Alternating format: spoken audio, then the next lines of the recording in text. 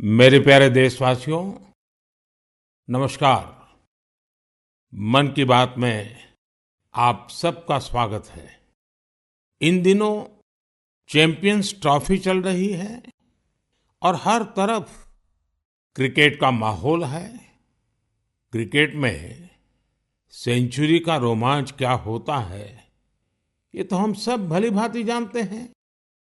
लेकिन आज मैं आप सबसे क्रिकेट नहीं, बल्कि भारत ने स्पेस में जो शानदार सेंचुरी बनाई है, उसकी बात करने वाला हूं।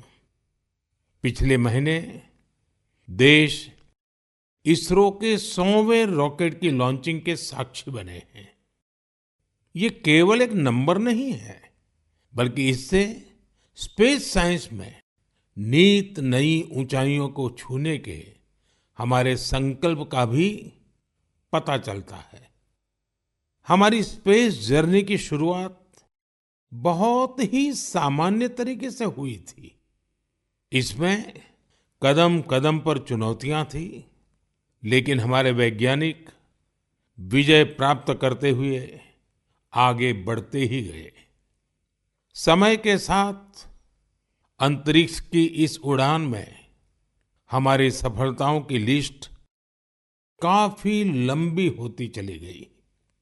लॉन्च व्हीकल का निर्माण हो, चंद्रयान की सफलता हो, मंगलयान हो, आदित्य L1 या फिर एक ही रॉकेट से एक ही बार में 104 सैटेलाइट्स को स्पेस में भेजने का अभूतपूर्व मिशन हो। इसरो की सफलताओं का दायरा काफी बड़ा रहा है। बीते 10 वर्षों में ही करीब 460 सैटेलाइट्स लॉन्च की गई हैं और इसमें दूसरे देशों की भी बहुत सारी सैटेलाइट्स शामिल है। हाल के वर्षों की एक बड़ी बात ये भी रही है कि स्पेस साइंटिस्ट की हमारी टीम में नारी शक्ति की भागीदारी लगातार बढ़ रही है। मुझे यह देखकर भी बहुत खुशी होती है कि आज स्पेस सेक्टर हमारे युवाओं के लिए बहुत फेवरेट बन गया है। कुछ साल पहले तक किसने सोचा होगा कि इस क्षेत्र में स्टार्टअप और प्राइवेट सेक्टर की स्पेस कंपनियों की संख्या सैकड़ों में हो जाएगी। हमारे जो युवा जीवन में कुछ थ्रिलिंग और एक्साइटिंग करना चाहते हैं, उनके लिए स्पेस सेक्टर एक बेहतरीन ऑप्शन बन रहा है। साथियों, आने वाले कुछ ही दिनों में हम नेशनल साइंस डे मनाने जा रहे हैं। हमारे बच्चों का, युवाओं का साइंस में इंटरेस्ट और पैशन होना बहुत मायने रखता है। इसे लेकर मेरे पास एक आइडिया है, जिसे आप one day as a scientist कह सकते हैं। यानी आप अपना एक दिन एक साइंटिस्ट के रूप में, एक वैज्ञानिक के रूप में बिताकर देखें। आप अपनी सुविधा के अनुसार, अपनी मर्जी के अनुसार कोई भी दिन चुन सकते हैं। उस दिन आप किसी रिसर्च लैब, प्लेनेटोरियम या फिर स्पेस सेंटर जैसी जगहों पर जरूर जाएं। इससे साइंस को लेकर आपकी जिज्ञासा और बढ़ेगी। स्पेस और साइंस की तरह एक और क्षेत्र है जिसमें भारत तेजी से अपनी मजबूत पहचान बना रहा है। ये क्षेत्र है AI, यानी आर्टिफिशियल इंटेलिजेंस।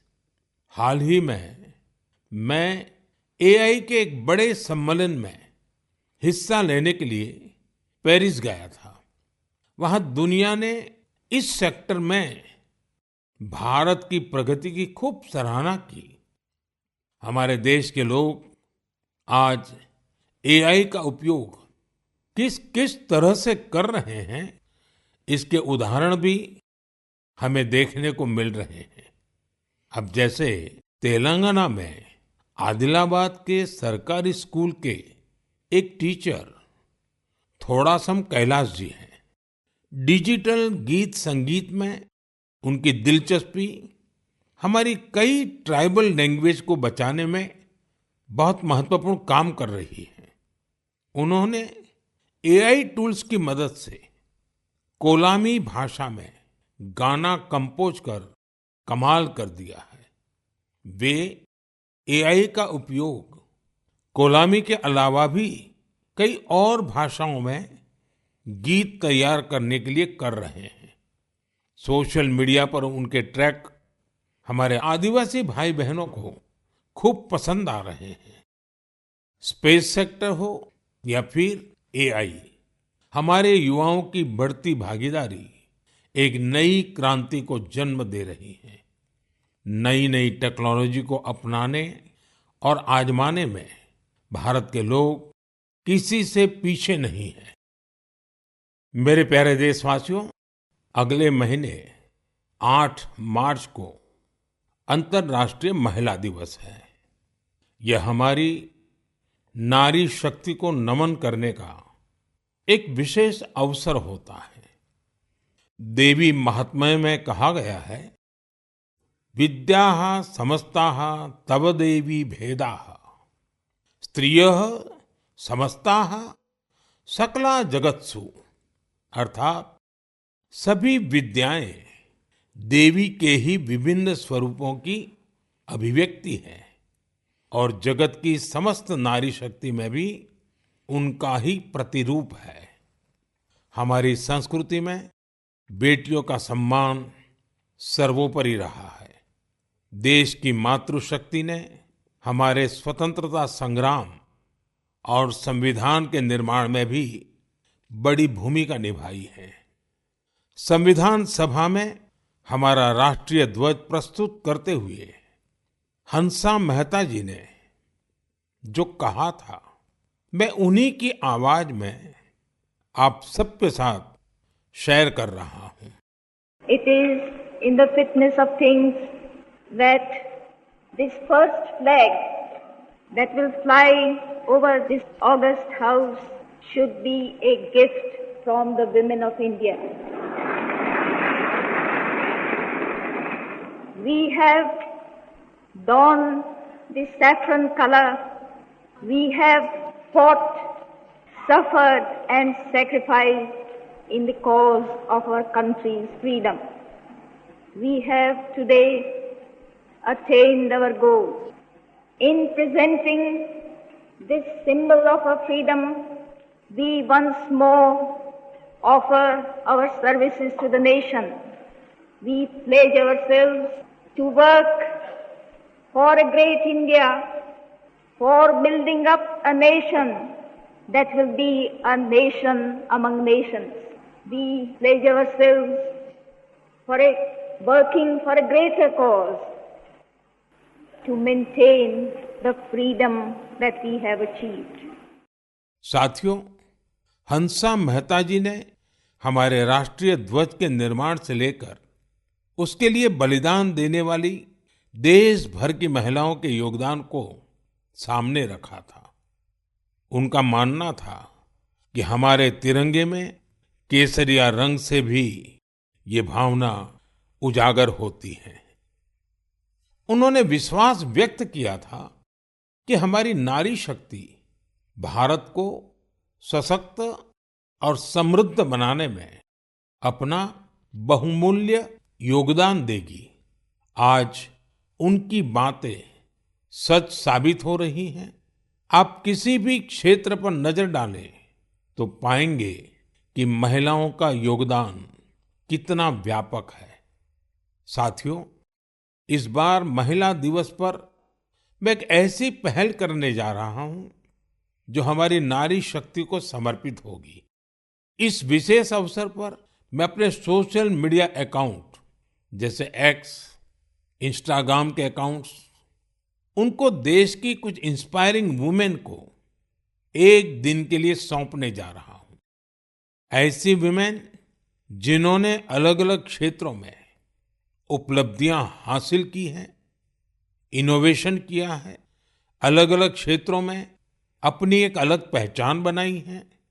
8 मार्च को वो अपने कार्य और अनुभवों को देशवासियों के साथ साझा करेगी। प्लेटफॉर्म भले ही मेरा होगा, लेकिन वहां उनके अनुभव, उनकी चुनौतियां और उनकी उपलब्धियों की बात होगी। यदि आप चाहती हैं कि ये अवसर आपको मिले, तो नमो ऐप पर बनाए गए विशेष फोरम के माध्यम से इस प्रयोग का हिस्सा बने और मेरे एक्स और इंस्टाग्राम अकाउंट से पूरी दुनिया तक अपनी बात पहुंचाए। तो आइए इस बार महिला दिवस पर हम सब मिलकर अदम्य नारी शक्ति को सेलिब्रेट करें, सम्मान करें, नमन करें। मेरे प्यारे देशवासियों, आप में से बहुत सारे लोग ऐसे होंगे जिन्होंने उत्तराखंड में हुए राष्ट्रीय खेलों के रोमांच का आनंद उठाया होगा। देश भर के 11,000 से अधिक एथलीट्स ने इसमें शानदार प्रदर्शन किया। इस आयोजन ने देवभूमि के नए स्वरूप को पेश किया। उत्तराखंड अब देश में स्ट्रांग स्पोर्टिंग फोर्स के रूप में भी उभर रहा है। उत्तराखंड के खिलाड़ियों ने भी शानदार प्रदर्शन किया। इस बार उत्तराखंड 7वें स्थान पर रहा। यही तो पावर ऑफ स्पोर्ट्स है, जो इंडिविजुअल्स और कम्युनिटीज के साथ साथ पूरे राज्य का कायाकल्प कर देती है। इससे जहां भावी पीढ़ियां प्रेरित होती हैं, वहीं कल्चर ऑफ एक्सेलेंस को भी बढ़ावा मिलता है। साथियों, आज देश भर में इन खेलों के कुछ यादगार प्रदर्शनों की खूब चर्चा है। इन खेलों में सबसे ज्यादा गोल्ड मेडल जीतने वाली सर्विसेज की टीम को मेरी बहुत बहुत बधाई। राष्ट्रीय खेलों में हिस्सा लेने वाले हर खिलाड़ी की भी मैं सराहना करता हूं।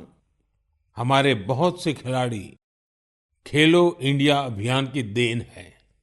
हिमाचल प्रदेश के सावन बरवाल, महाराष्ट्र के किरण मात्रे, तेजस सिरसे या आंध्र प्रदेश की ज्योति याराजी, सबने देश को नई उम्मीदें दी हैं।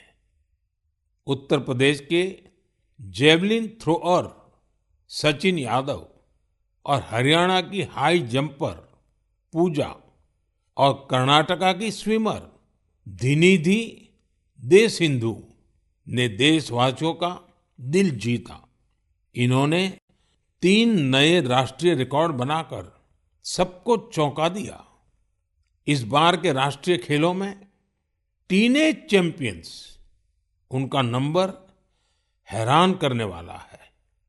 15 साल के शूटर गेविन एंटनी, यूपी की हैमर थ्रो खिलाड़ी 16 साल की अनुष्का यादव, मध्य प्रदेश के 19 साल के पोल वाल्टर देव कुमार मीणा ने साबित किया कि भारत का स्पोर्टिंग फ्यूचर बेहद प्रतिभावान पीढ़ी के हाथों में है।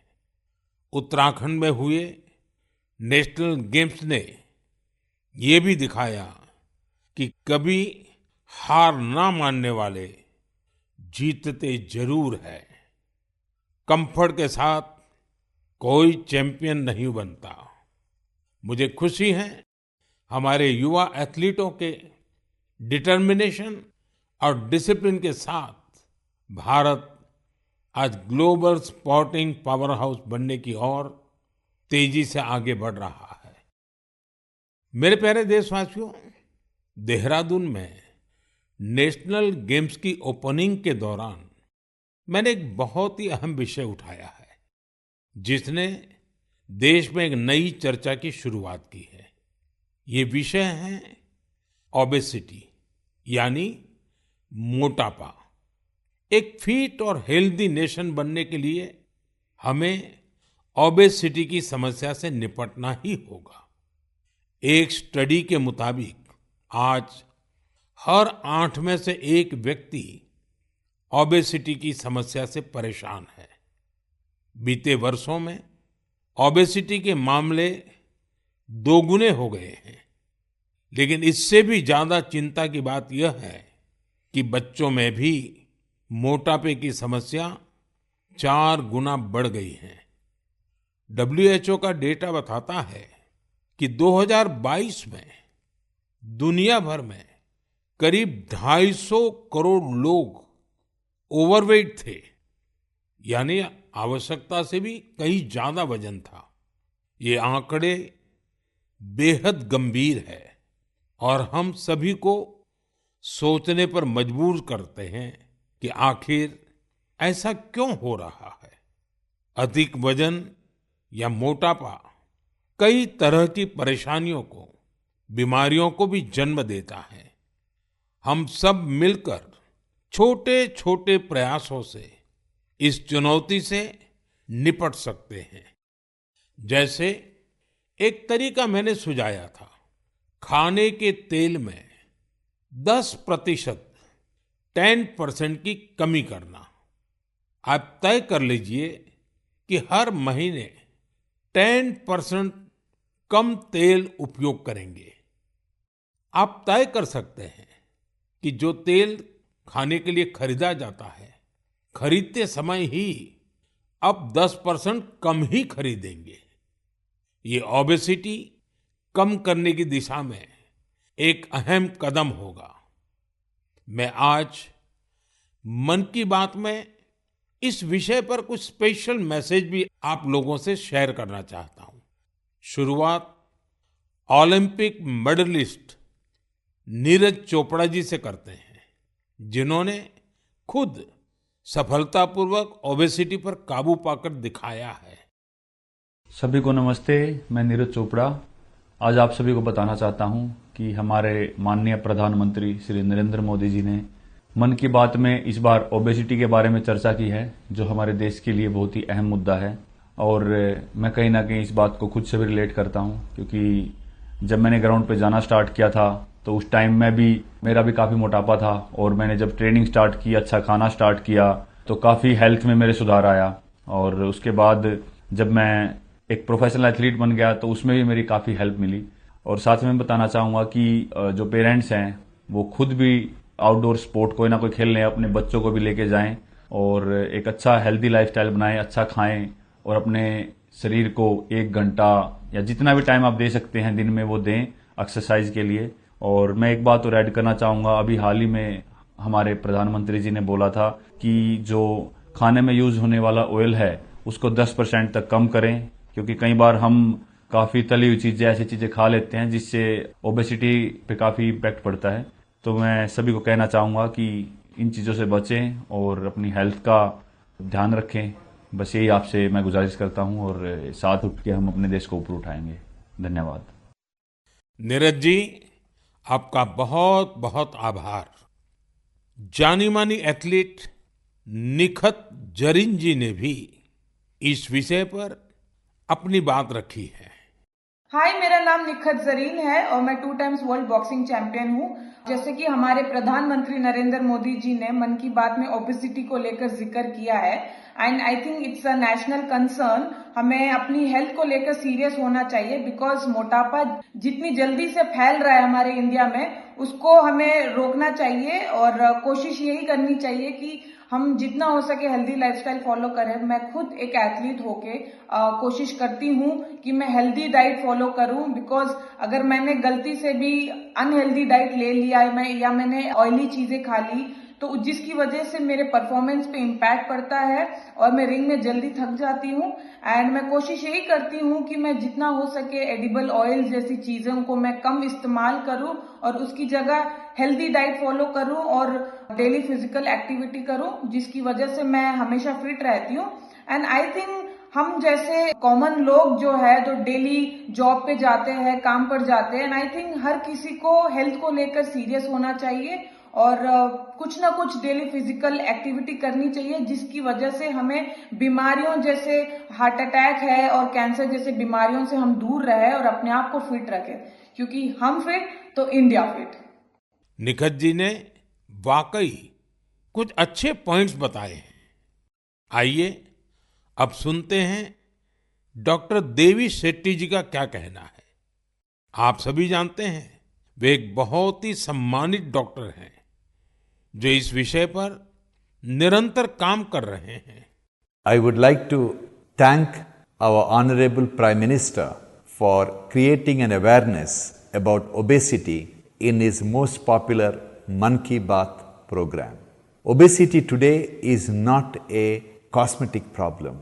It is a very serious medical problem. Majority of the youngsters in India today are obese. The main cause of obesity today is poor quality of food intake, especially excess intake of carbohydrates, that is rice, chapati and sugar, and of course large consumption of oil. Obesity leads to major medical problems like heart disease, high blood pressure, fatty liver and many other complications. So my advice to all the youngsters, start exercising, control your diet and be very, very active and watch your weight. Once again, I would like to wish all of you very, very happy, healthy future. Good luck and God bless. साथियों, खाने में तेल का कम उपयोग और obesity से निपटना यह केवल पर्सनल चॉइस नहीं है, बल्कि परिवार के प्रति हमारी जिम्मेदारी भी है। खान पान में तेल का अधिक इस्तेमाल हार्ट डिसीज, डायबिटीज और हाइपरटेंशन जैसी ढेर सारी बीमारियों की वजह बन सकता है। अपने खान पान में छोटे छोटे बदलाव करके हम हमारे फ्यूचर को स्ट्रॉन्गर, फिटर और डिसीज फ्री बना सकते हैं। इसलिए हमें बिना देर किए इस दिशा में प्रयास बढ़ाने होंगे। इसे अपने जीवन में उतारना होगा।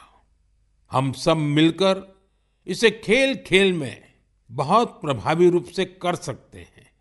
जैसे मैं आज मन की बात के इस एपिसोड के बाद 10 लोगों को आग्रह करूंगा, चैलेंज करूंगा कि क्या वो अपने खाने में ऑयल को 10% कम कर सकते हैं, और साथ ही उनसे ये आग्रह भी करूंगा कि वो आगे नए 10 लोगों को ऐसा ही चैलेंज दे। मुझे विश्वास है इससे ओबेसिटी से लड़ने में बहुत मदद मिलेगी। साथियों, क्या आप जानते हैं कि Asiatic lion, Angul, pygmy hogs और लायन टेल मैकाक, इसमें क्या समानता है? इसका जवाब है कि ये सब दुनिया में कहीं और नहीं पाए जाते हैं, केवल हमारे देश में ही पाए जाते हैं। वाकई हमारे यहाँ वनस्पति और जीव जंतुओं का एक बहुत ही वाइब्रेंट इकोसिस्टम है, और ये वन्य जीव हमारे इतिहास और संस्कृति में रचे बसे हुए हैं। कई जीव जंतु हमारे देवी देवताओं की सवारी के तौर पर भी देखे जाते हैं। मध्य भारत में कई जनजातियां बागेश्वर की पूजा करती हैं। महाराष्ट्र में वाघोबा के पूजन की परंपरा रही है। भगवान अयप्पा का भी बाघ से बहुत गहरा नाता है। सुंदरवन में बोन बीबी की पूजा अर्चना होती है, जिनकी सवारी बाघ है। हमारे यहाँ कर्नाटका के हुली वेशा, तमिलनाडु के पुली और केरला के पुलिकली जैसे कई कल्चरल डांसेस हैं जो नेचर और वाइल्ड लाइफ के साथ जुड़े हुए हैं। मैं अपने आदिवासी भाई बहनों का भी बहुत आभार करूंगा क्योंकि वो वाइल्ड लाइफ प्रोटेक्शन से जुड़े कार्यों में बढ़ चढ़कर भागीदारी करते हैं। कर्नाटका के बीआरटी टाइगर रिजर्व में बाघों की आबादी में लगातार वृद्धि हुई है। इसका बहुत क्रेडिट सोलिगा ट्राइब्स को जाता है जो बाघ की पूजा करते हैं। इनके कारण इस क्षेत्र में मैन एनिमल कॉन्फ्लिक्ट ना के बराबर होता है। गुजरात में भी लोगों ने गीर में एशियाटिक लायंस की सुरक्षा और संरक्षण में महत्वपूर्ण योगदान दिया है। उन्होंने दुनिया को दिखा दिया है कि प्रकृति के साथ कोएग्जिस्टेंस आखिर क्या होता है। साथियों, इन प्रयासों के कारण ही पिछले कई वर्षों में बाघ, तेंदुए, एशियाटिक लायंस, राइनो और बारहसिंगा की आबादी तेजी से बढ़ी है और भारत में वन्य जीवों की डाइवर्सिटी कितनी खूबसूरत है ये भी गौर करने लायक है। एशियाटिक लायंस देश के पश्चिमी हिस्से में पाए जाते हैं, जबकि टाइगर का क्षेत्र है पूर्वी, मध्य और दक्षिण भारत। वहीं राइनो पूर्वोत्तर में मिलते हैं। भारत का हर हिस्सा न केवल प्रकृति के लिए संवेदनशील है, बल्कि वाइल्ड लाइफ प्रोटेक्शन के लिए भी प्रतिबद्ध है। मुझे अनुराधा राव जी के बारे में बताया गया है, जिनकी कई पीढ़ियों का नाता अंडमान निकोबार आइलैंड से रहा है। अनुराधा जी ने कम उम्र में ही एनिमल वेलफेयर के लिए खुद को समर्पित कर दिया था। 3 दशकों से उन्होंने हिरण और मोर की रक्षा को अपना मिशन बनाया। यहाँ के लोग तो उन्हें डियर वुमेन के नाम से बुलाते हैं। अगले महीने की शुरुआत में हम वर्ल्ड वाइल्ड लाइफ डे मनाएंगे। मेरा आग्रह है कि आप वाइल्ड लाइफ प्रोटेक्शन से जुड़े लोगों का हौसला जरूर बढ़ाएं। यह मेरे लिए बहुत संतोष की बात है। इस क्षेत्र में अब कई स्टार्टअप्स भी उभर कर सामने आए हैं। साथियों, यह बोर्ड एग्जाम का सीजन है। मैं अपने युवा साथियों यानी एग्जाम वॉरियर्स को उनकी परीक्षाओं के लिए बहुत बहुत शुभकामनाएं देता हूं। आप बिना कोई स्ट्रेस लिए पूरी पॉजिटिव स्पिरिट के साथ अपने पेपर दीजिए। हर वर्ष परीक्षा पे चर्चा में हम अपने एग्जाम वॉरियर से परीक्षाओं से जुड़े अलग अलग विषयों पर बात करते हैं। मुझे खुशी है कि अब ये कार्यक्रम एक संस्थागत रूप लेता जा रहा है, इंस्टीट्यूशनलाइज हो रहा है। इसमें नए नए एक्सपर्ट्स भी जुड़ते चले जा रहे हैं। इस साल हमने एक नए फॉर्मेट में परीक्षा पे चर्चा करने का प्रयास किया। एक्सपर्ट्स के साथ 8 अलग अलग एपिसोड भी शामिल किए गए। हमने ओवरऑल एग्जाम से लेकर हेल्थ केयर और मेंटल हेल्थ के साथ खान पान जैसे विषयों को भी कवर किया। वहीं पिछले टॉपर्स ने भी अपने विचार और अनुभव सभी के साथ शेयर किए। बहुत से युवाओं, उनके पेरेंट्स और टीचर्स ने इस बारे में मुझे पत्र लिखे हैं।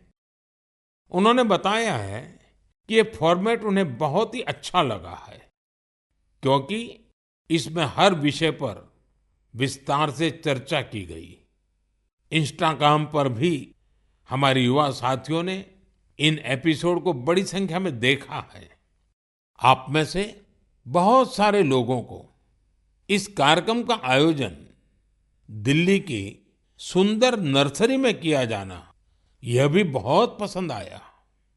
हमारे जो युवा साथी परीक्षा पे चर्चा के इन एपिसोड को अब तक नहीं देख पाए हैं, वे इन्हें जरूर देखें। ये सारे एपिसोड नमो ऐप पर रखे हुए हैं। एक बार फिर अपने एग्जाम वॉरियर्स को मेरा यही मैसेज है, be happy and stress free. मेरे प्रिय साथियों, मन की इस बात में इस बार मेरे साथ इतना ही। अगले महीने फिर नए विषयों के साथ हम मिलकर मन की बात करेंगे। आप मुझे अपने पत्र, अपने संदेश भेजते रहिए। स्वस्थ रहिए, आनंद में रहिए। बहुत बहुत धन्यवाद। नमस्कार।